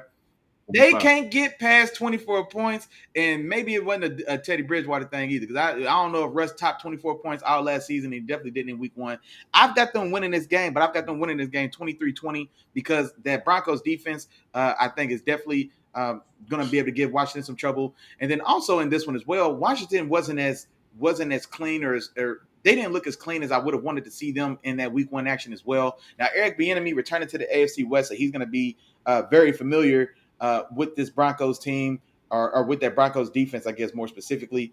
And I do want to see them progress. I want to see EB do well, man. I'm not gonna lie. I want to see him do well in this new role here to establish himself. But I'm not sure if that's what's going to happen this week. Like I said, with such a tough defense across from you. Then also, man, Chase Young is back. So Chase Young is going to make his season debut in this game as well. And so I also want to see how he looks as well. Hopefully, he gets through this one healthy. For sure, for just the start. But I want to see what type of impact he's going to have, whether it be immediate or, like I said, if he just flashes and shows me, okay, it's still in there. But I want to see what we get from him. But, yeah, I'm taking Denver at the crib, 23-20. Gotcha. All right, Willie Jack. On to the next one, man. We got Miami going to New England to take on the Patriots. What about this one, Willie Jack? Talk to me, dog. Who you got, dog? This one, I'm not going to lie. I'm taking Miami, but this one, this is one of those. This is exactly the type of game that it doesn't surprise me at all if Bill comes out and finds a way to win this. If Bill somehow finds a way to get that, well, that defense is going to show up. And so that's one thing I think I do feel comfortable counting on the defense and what Bill's going to be able to put together to try to slow down all those weapons. Now, I don't know if he's going to stop any of them, but I think he's definitely going to make it a difficult day. I don't think they necessarily have the chops with anybody on the back end to keep up with Tyreek and Jalen Waddle. So that tells me there's going to be a lot of effort in getting to Tua up front. And that's actually, I think, where more of the strength of this defense is, where you've got Matt Judon, who's kind of the de facto leader of that defense as he came over. He had 15 sacks last year. You got Christian Barrymore, the guy they drafted out of Alabama, I think 2 years ago. So he's quietly made some pretty nice progress forward toward the end of this last year. And I think he had a decent game in week 1 as well. And so there's another guy on that in that front seven as well that can get after the quarterback or make some issues. And so and the fact that it's in New England as well definitely always bodes well. Our dog Miles in the chat, man, said Bill be beating these Dolphins. He does in New England, or in New England, yeah. Now Tom Brady and them couldn't, whatever it is. Tom Brady was allergic to Miami. When the Patriots went to Miami normally always stole those games away somehow, some way. But this one in New England, man, is making me really apprehensive. But I said all that to say, man, until I see something else, man. What Tua said, man, hey, y'all can say, man, noodle arm Tua, man, you can't hit the long ball. Yeah, 466. Y'all heard what Tua said in the interview. I don't know what they got into Tua, Chop. What they got into Tua, because Tua said he tired of y'all. He done heard all the comments. He done had his bell rung, and he done woke up with a little more umph in his walking and his talk, man. Because yeah, they asked him about it, and he was like, man, look, man, 466, man. Noodle arm what you want, 466. I like it. If he like it, I love it. And so now I don't think they're gonna have that big a day, but I think they're playing with a lot of confidence. They're playing with a lot and well earned and deserved confidence. I do think that they'll win this game, but it's like I said, a tough, hard fought game. You got to pry this game from Bill's cold dead hands. 27-23 on the road in a game that, like I said, man, the Patriots.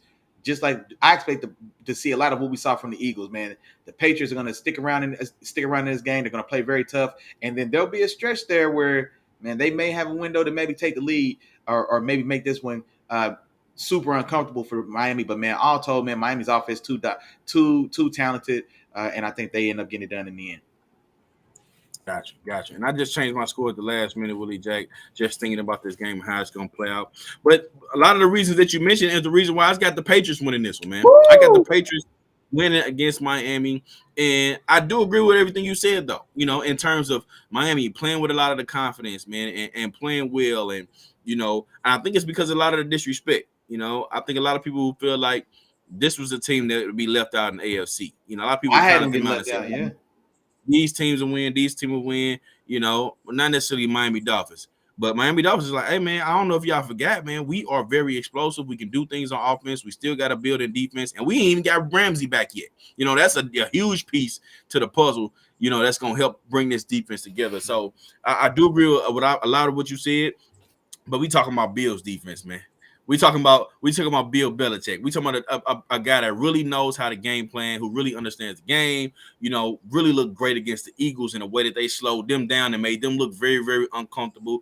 There won't be no full 100-yard passing games and 200-yard receiving games this week. Okay, I can tell you that. You can forget about that. And that was what made them explosive and allowed them to put up those points. When you stop that, okay, well, what are you now, Miami Dolphins offense? What are you now?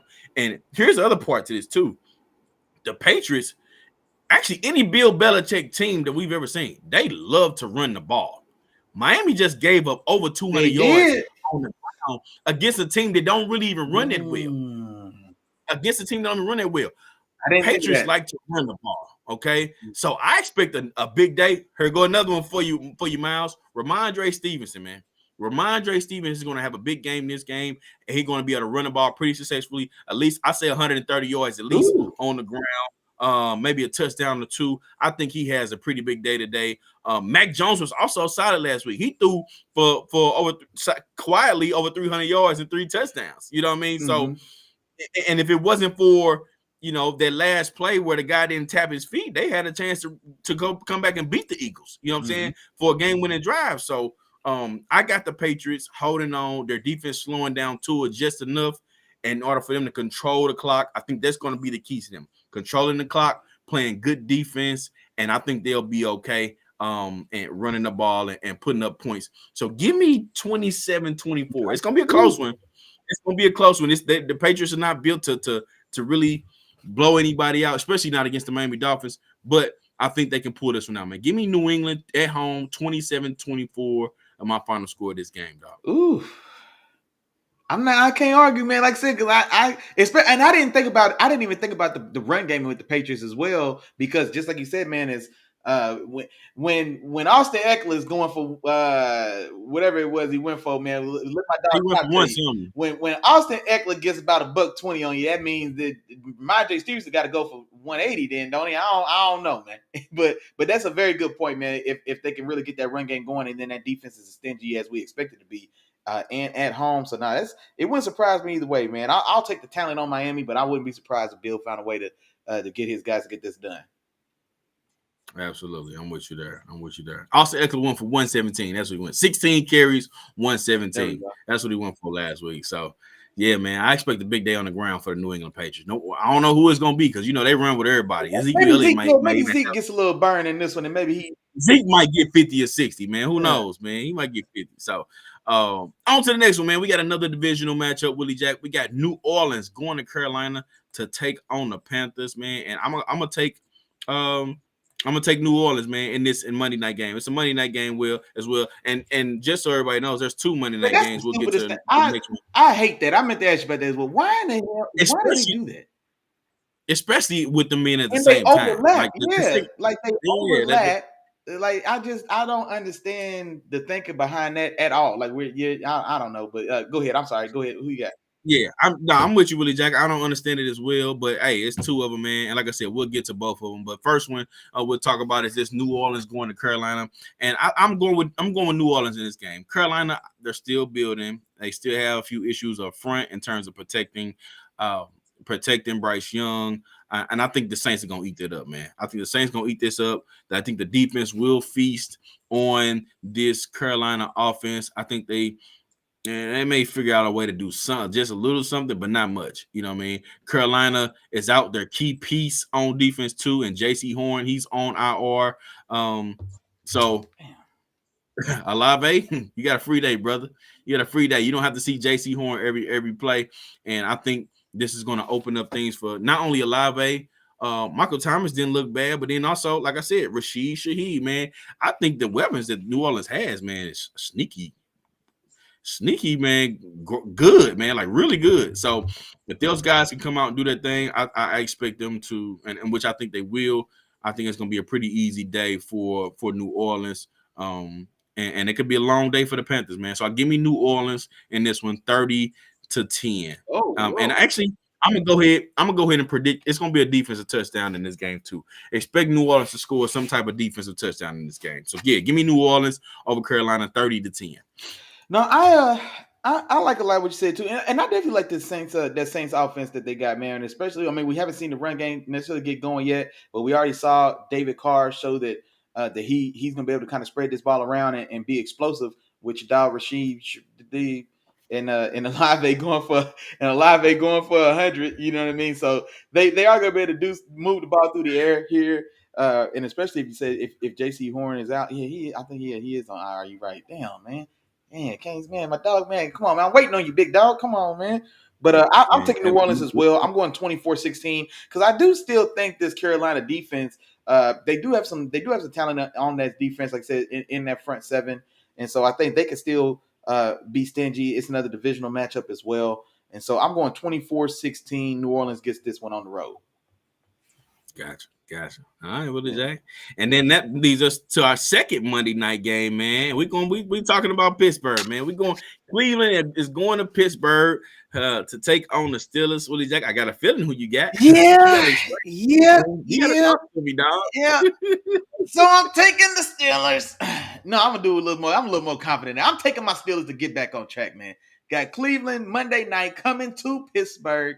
And so now we saw what Cleveland was able to do week one. And I think I don't want to undersell what they did, but it also kind of feels like we may be overselling what they did as well. And so the Cleveland defense was phenomenal, especially in that game, a wet and sloppy game anyway. Joe Burrow just for whatever reason never shows up when it's time to play Cleveland, and so I think there's some other factors there.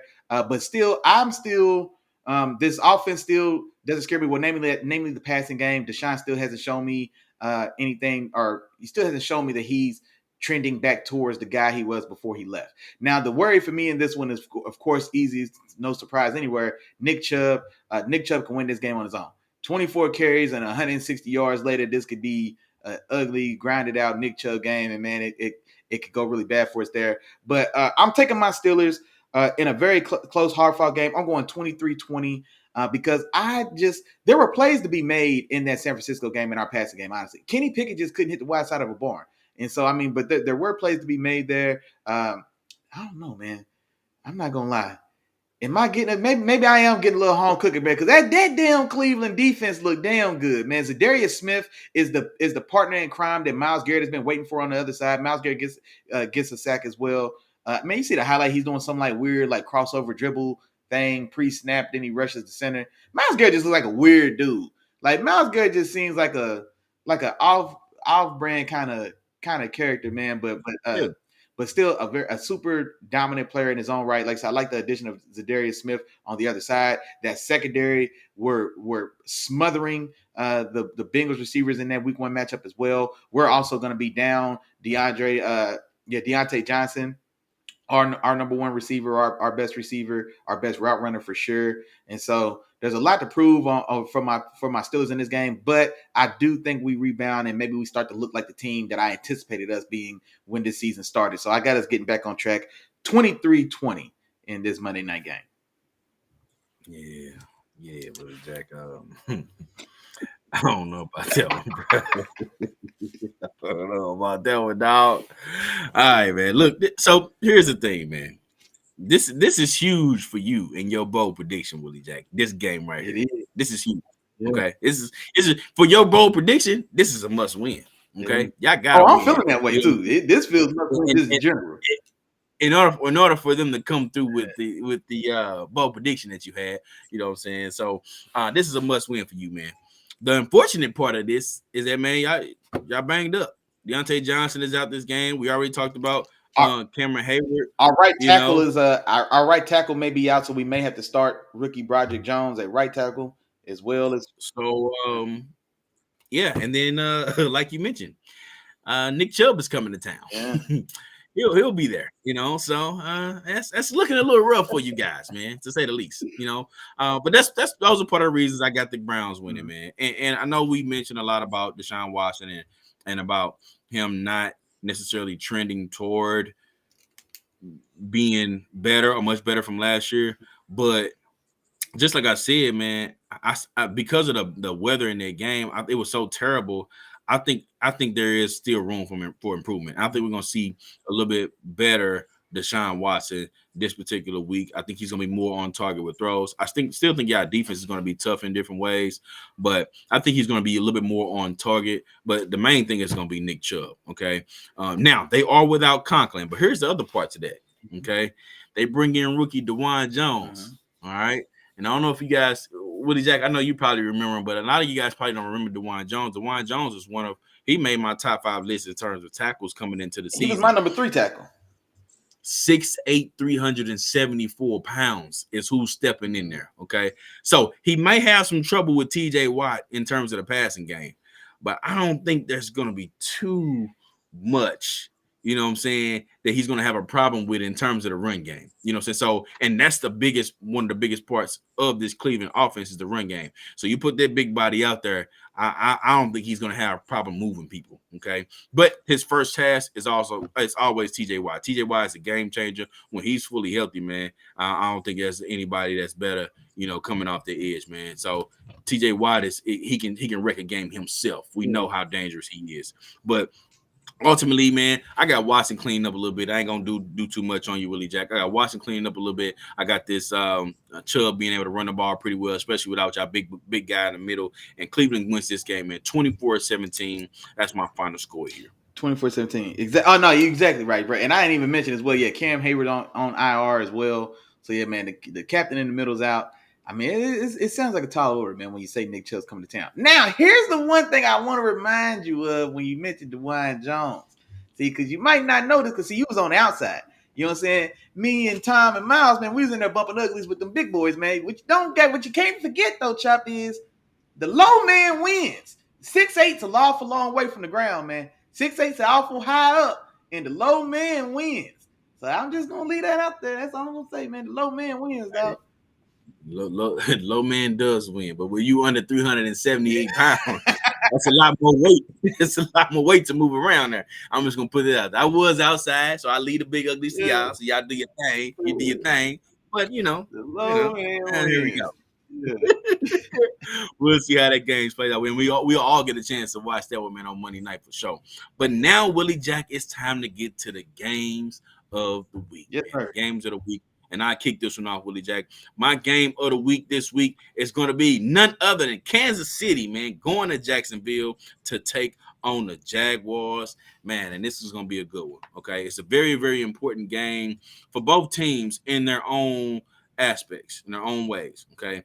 For Kansas City, it's pretty simple. Y'all got to win, okay? Y'all just came off a loss. The AFC, we already talked about, is going to be very, very competitive. So y'all need a win. You can't start this season off 0-2. And most people view the Kansas City Chiefs as a playoff contender. You know what I'm saying? Regardless of what else is around, you still got Patrick Mahomes. So most people say, man, they're supposed to be good. They're going to be good. That's what they view you as. So I think this is a very important, game for them because they need a win. For Jacksonville, this year is supposed to be your step-up year. This is the year that Trevor Lawrence takes another step. This is the year that, of course, they brought over Calvin Ridley. This is supposed to take that offense to another level. This is the year that your defense and that first overall pick and Trayvon Walker and those guys kind of step up and show their worth. And you guys go from a team that barely made the playoffs to a team that, okay, we legit contenders now. We can really compete in this playoffs and really try to make a run for it. That's where you're trying to get. And in order to get there, these are the type of teams you kind of go through. You have to go through the Kansas City Chiefs. You're going to have to go through the Bengals and, the Bills and all the other teams that are usually there when you have to get through there. So this is an early, but good competition for them. I do like Jacksonville in this game. Doug Peterson's been there before. He knows what it's like to be in those big games. We saw him having his back against the wall, having to go into the Super Bowl with a backup QB and come up with a good game plan and come away with the W and steal games. He's been in those situations before. This is nothing new. It's a lighter scale, but this is a good matchup for them. I got Jacksonville winning this game 30-28. My final score of this game is going to be a close one. Chiefs are going to fight hard. They get their boy Kelsey back. They got Chris Jones back on the other side. What are they going to look like? Is Kelsey fully healthy? Is he going to be able to go fully 100% this entire game? Is Chris Jones ready and in football shape and ready to go? Those are questions that are going to need to be asked, because this is what the Chiefs need in order to win this game, man. But ultimately, give me Jacksonville in this particular game. I think they're going to make the statement and say, all right, we're here, man, when we're not going anywhere. So give me Jacksonville 30-28. Man, you know what? I'm not going to lie, man. I thought that this might be another one I pick up from you. I'm also taking Jacksonville at the crib, man. I'm taking Jacksonville 34-30. And then here's here's my player of the week, man. Trevor Lawrence outdoes Patrick Mahomes to get this done, man. Trevor Lawrence throws 4 touchdown passes. I'm giving 300. I'm giving 300 and change, 4 touchdown passes. And then I don't know how the ebb and flow of the game is, but I think T-Law is going to take a big step forward towards really, I think, announcing himself. He already took a step forward at the end of last year.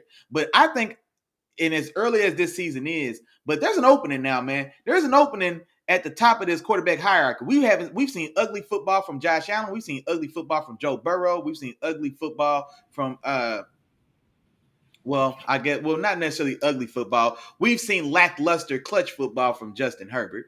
And then also we've seen ugly football or not great football from Jalen Hurts. That's 4 of the top 5. Patty's Patty. You know what I'm saying? But I think those other 4 names are the guys that round out the top 5, and they haven't shown anything. And if Trevor Lawrence and this team, now they got a week 1 win, they win this game, and Trevor Lawrence has a big day like I'm thinking he does, then, man, he maybe jumps the line. Or, you know what I'm saying? Maybe he gets himself in that conversation now, like he jumps the line. And now, mind you, I'm also talking a little bit in the future, because I think both of us predicted them to win the South and then try to make a decent run in the playoffs. But the step 1 of that, of Trevor Lawrence maybe cracking through that next layer of quarterback, that next tier of quarterback, being in conversation with Joe Burrow. You know what I mean? Like, I think for me, I'm already preferable to him over Justin Herbert anyway.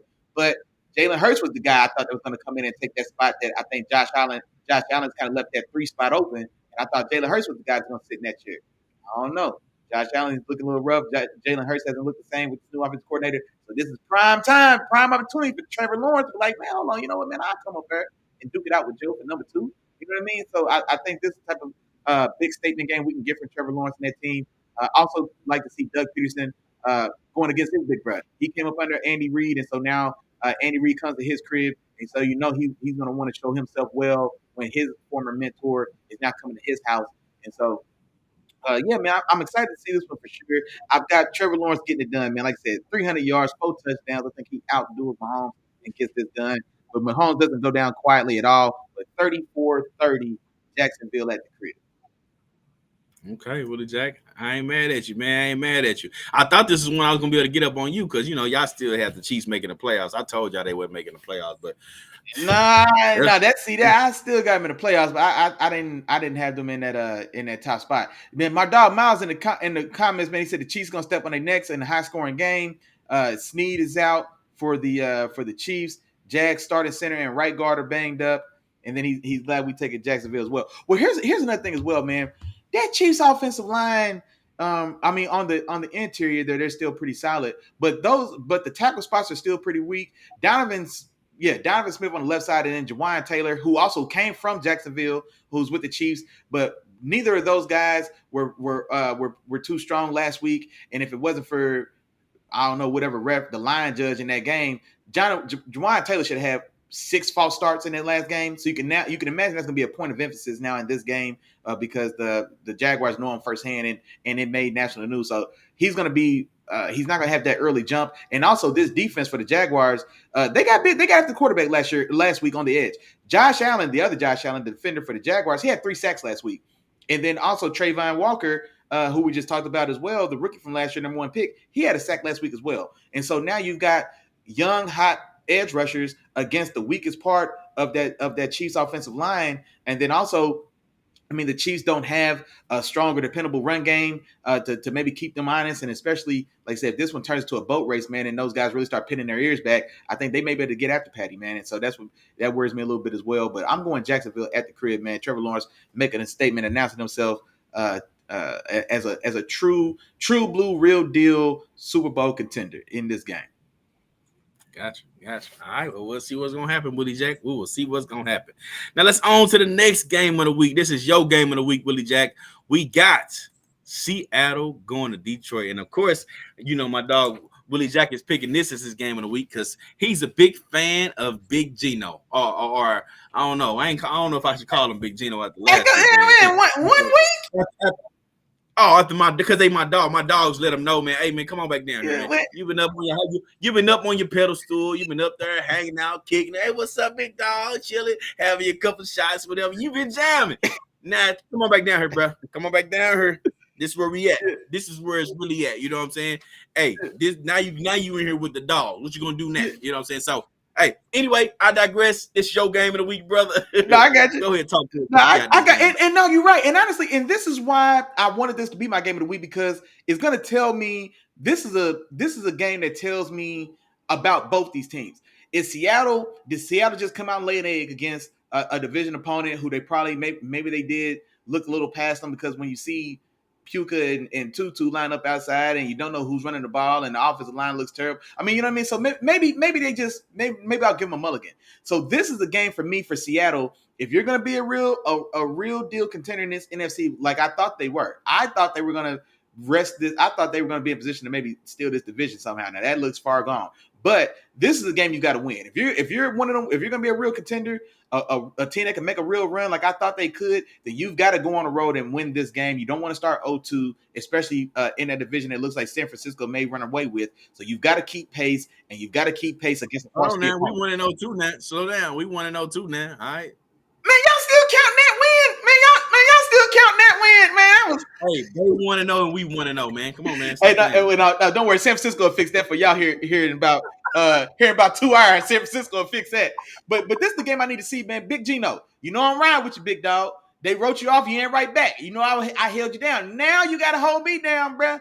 All right, this is where I need to see it. I need to see you go on the road and get a quality win against a quality opponent, which is what I think we can feel confident in saying Detroit is. Now, on the other side of that, Detroit, how for real are you?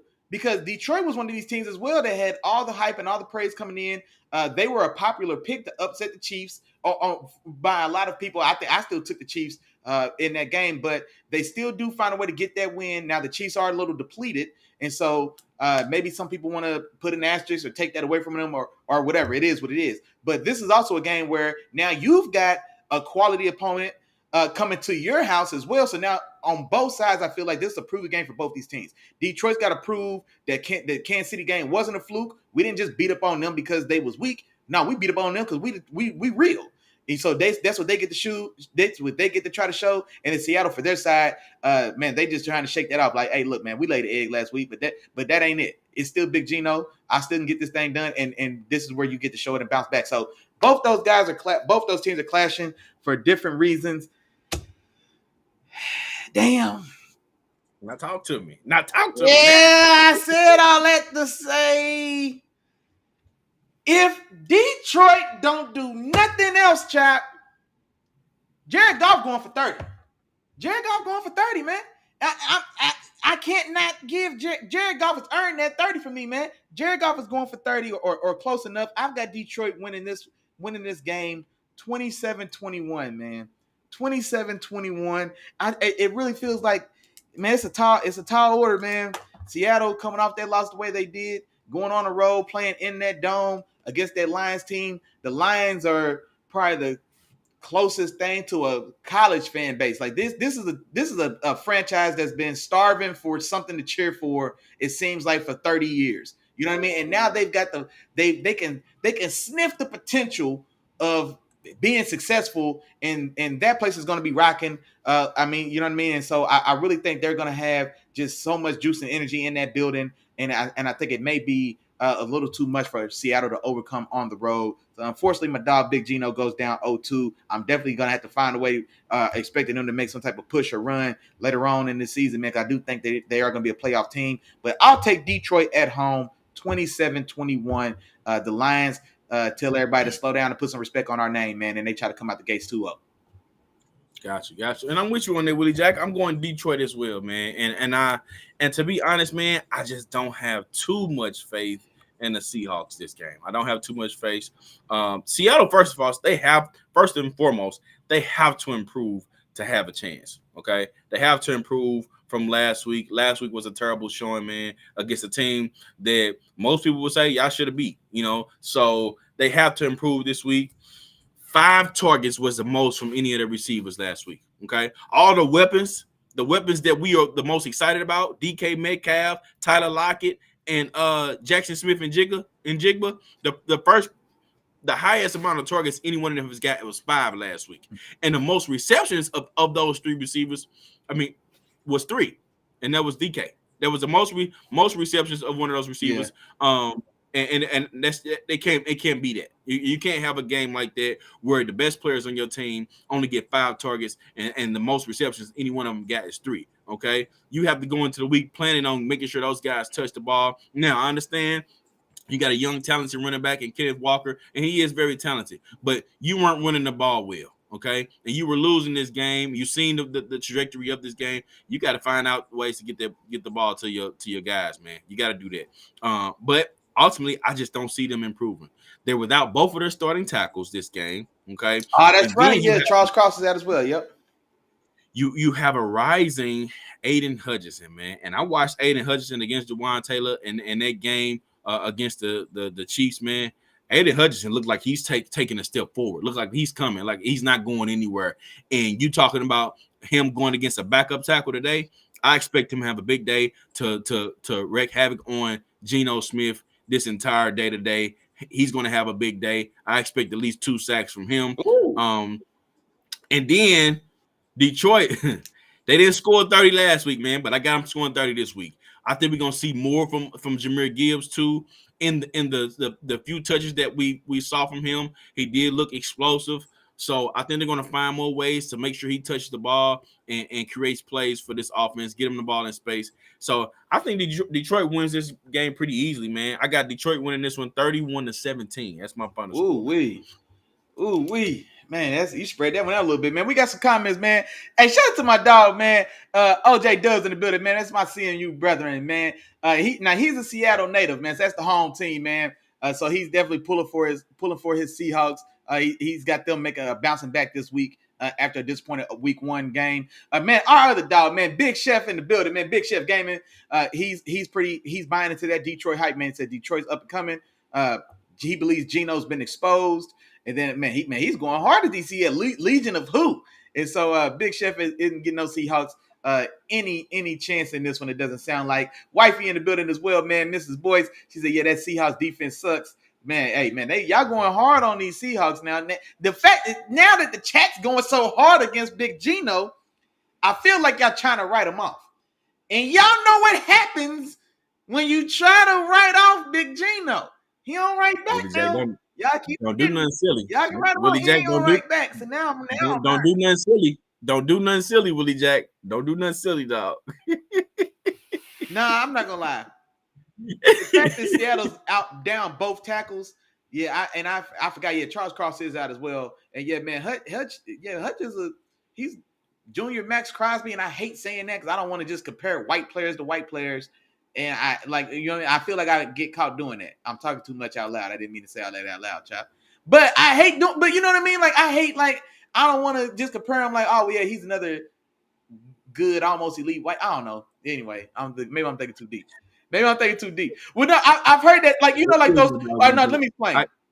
So, like those football cliches where if it's like white players, he's always got a high motor. But the thing is, Max Crosby and Aiden Hutchinson, they really do. They run on. No, they do. They do. And those stereotypes. That's what I was trying to get at. Yeah, I get what you're saying, but here's the thing, though, Willie Jack, and here's why I think you're on point, because neither one of these guys are overly athletic or just athletically built like your Julius Peppers, like Nick Bosa is built different. Like, he's extremely athletic.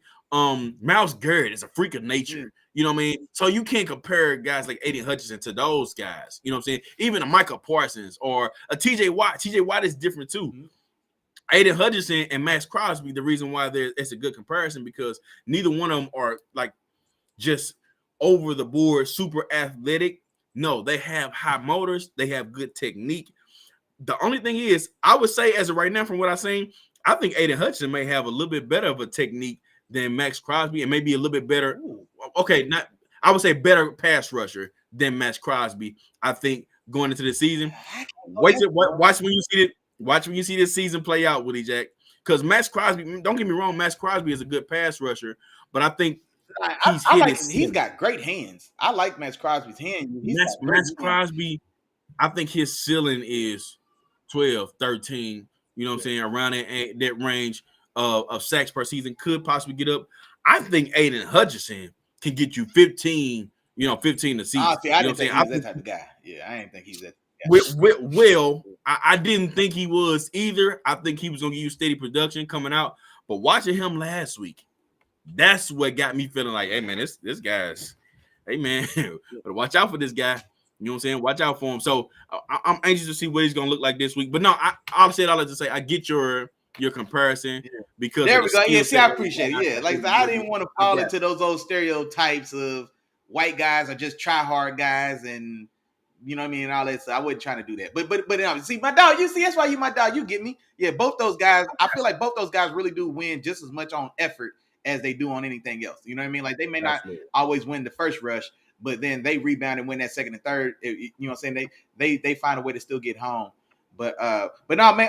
One more comment, man. Our dog Big Chef in the building, man. Oh, he said Hutch is gonna be great, so he also looks at him pretty favorably. And then, man, he's asking about his Jets, man. When he missed our take on the Jets real quick, man. So I think we both took Dallas, but we both took Dallas in a very tough competitive game. I think it was a close game on both our scores. I think I had Dallas winning 23-19, and I think Chops was pretty close as well. Yeah, for sure. And I had it 19-13 as a close game too. So yeah, we were definitely close on that. And what we said, Big Chef, was it's gonna come down to the offense play, the QB play, man. That's what we felt like it was gonna come down to. We think both defenses are gonna play well. So yeah, like you said, competitive game for sure. No doubt. And then I think that's it and that's all, man.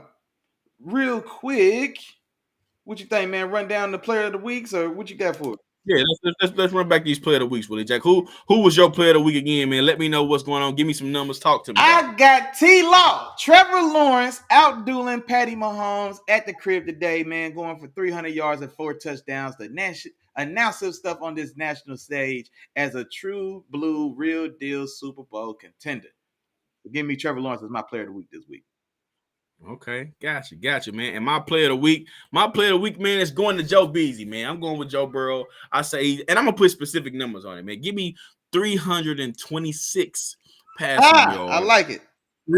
Three touchdowns, and give him 17 rushing yards too, man. Throw 17 rushing yards on that thing. Fun. You know what I'm saying? He gonna rush for a couple first downs, man. When ain't nobody open on a couple different plays, man. So yeah, give him 17 rushing yards, 326 passing yards, and 3 passing touchdowns, man. Joe Burrow is my performer of the week in the win at home over the Baltimore Ravens. And you know what? Also, man, and I know we didn't like stop and highlight them, but I wrote down a couple of them little fantasy nuggets and jewels. So I don't know if you remember, but I also got you down, man, for look for Ramondre Stevenson. They have a big day. My dog Chop, man. You said 130 and 2 touchdowns. 132 touchdowns. I wrote it down for you. And then also you had mentioned, you said Hutch getting 2 sacks in that Seattle game as well. 2 sacks. Okay. Give me who did I say with a defensive touchdown? Somebody's gonna get a defensive touchdown. You sure did. Was that the Cowboys Jets game? Or no? No, not that one. I think that is the I'm looking too. Hold on. I definitely remember when you said that. New Orleans. New Orleans gets a defense. Okay, touchdown. Yeah, you did say that. Yeah. So yeah, New Orleans defense. And you know what? While you writing them down, I got one more for you, Willie Jack. I got one more. I'm going to Tampa Bay. Ooh, Rashad White, man. We give big names all the time. I'm gonna go Rashad White. Not such a big name. Running back with Tampa Bay, man. Get him 100 yards from scrimmage today. Yeah, actually, get him 100 and forget it.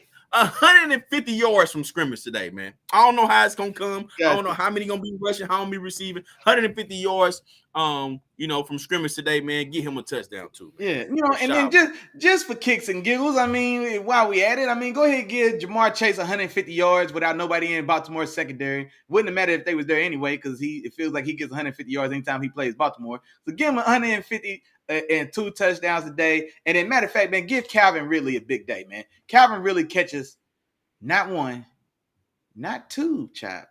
Calvin really catches 3 of Trevor Lawrence's touchdowns today, man. Has a monster day, man. Give him about 126 yards, 3 touchdowns.